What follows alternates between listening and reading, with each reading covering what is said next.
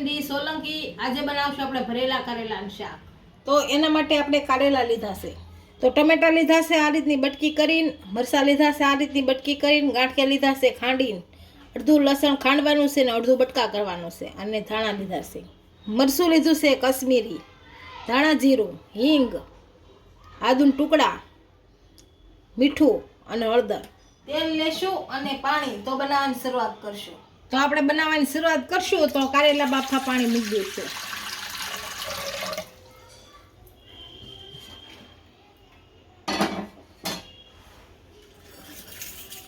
Gas આપણે ચાલુ કરી દઈશું।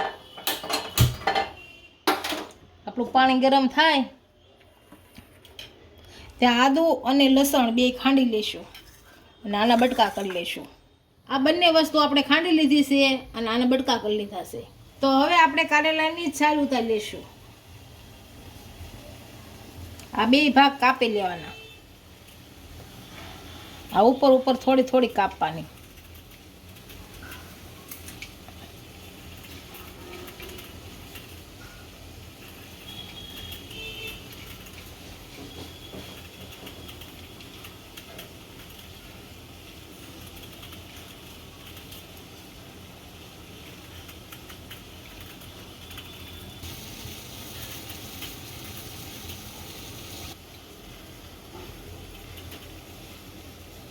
આ રીતે બધા ઉતારી લેશું।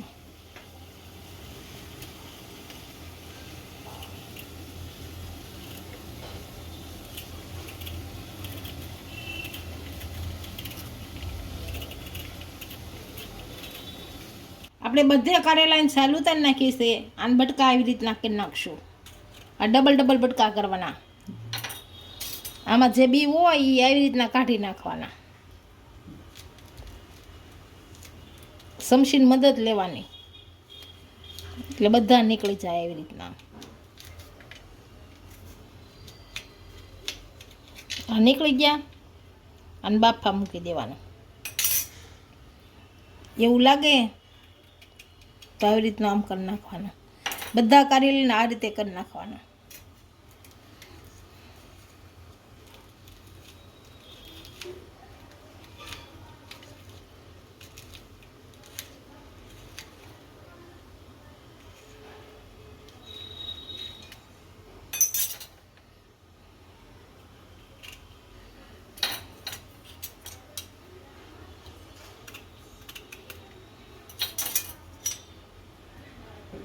આપણા કારેલાના બટકા થઈ ગયા છે, પાણી ગરમ થઈ ગયું છે, હવે આને બાફા મૂકી દઈશું, બધા આમાં નાખી દઈશું। થોડુંક મીઠું નાખશું કેમ કે બફાઈ જાય હારા, થોડીક હળદર નાખશું,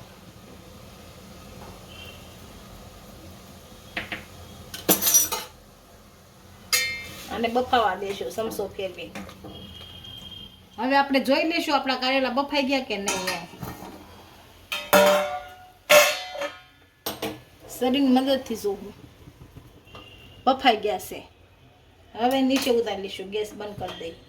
કારેલામાંથી પાણી નીચે લીધું છે, આને વઘારી નાખશું। હવે ગેસ ચાલુ કરશું।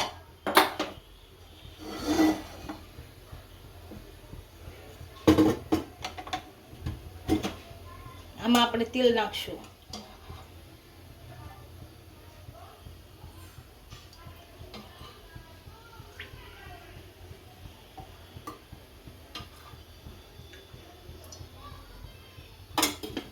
તેલ ગરમ થઈ ગયું છે, હિંગ નાખી દેશું,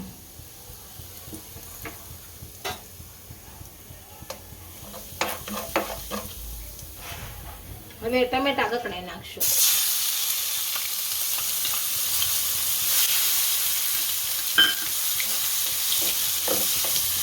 કકડવા દઈશું ખાલા।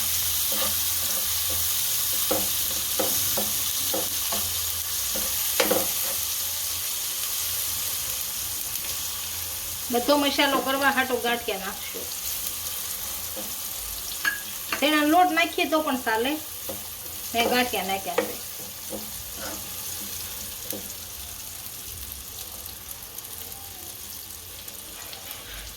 ધાણા જીરું, લસણ,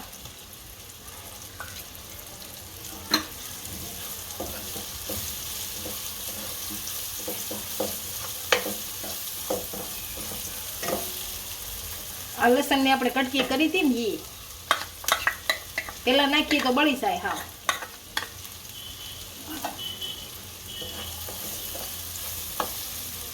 આ મરચા આને ચડવા દઈશું સારા.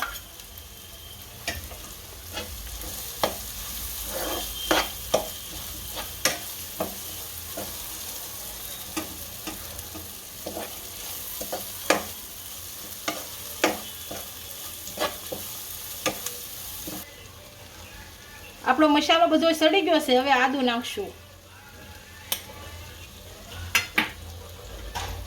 આ હળદર, આ મરચું અને મીઠું અને સારી મેળવી નાખશું.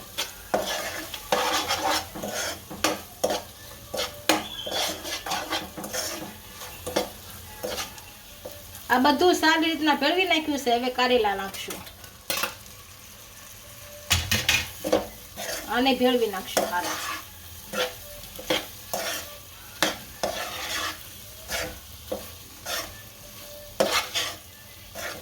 અને મસાલાને ભેળવા હાટું છેસ પાણી નાખશું એટલે પડી જાય.